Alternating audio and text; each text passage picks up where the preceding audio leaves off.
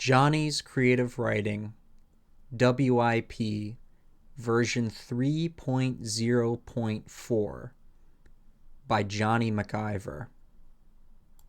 Introduction. I hate creative writing books. And you know what I hate even more? The introductions, because they're so painfully boring and you're already struggling before you get to the first chapter. If you're like me, you can't read the book incorrectly. I have to read the introduction because I feel like I might miss something. But usually the author is just talking about their dog or trying too hard to be relatable, trying to be meta, and it's basically just a waste of time. So I'll be very direct with this introduction. Is there any point in reading this book? Well, I can't guarantee that you will like it. It is extremely autistic, and I mean that in the nicest way possible. But I will tell you that the design is utilitarian, sparing filler and unnecessary anecdotes. That's why it's not very long. So at the very least, I think that you're going to find a few ideas in here that will actually be helpful. Many of these ideas are original, and you will not find them in other books.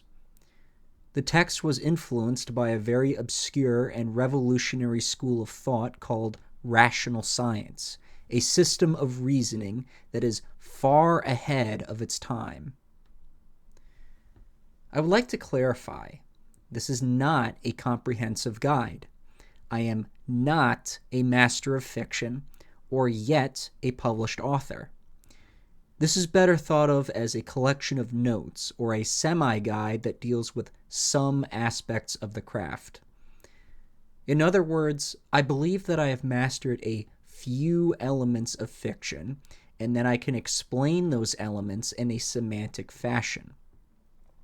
As time goes on, I will release new iterations of the book which will cover more ground until perhaps someday in the future when it is finished, when I have published all of my current manuscripts and have understood everything that I care to know about the subject.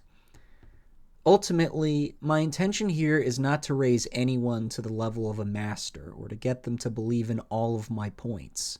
It is simply to fertilize your experience or get you one rung closer. I don't really have anything else to say, so I will conclude the introduction.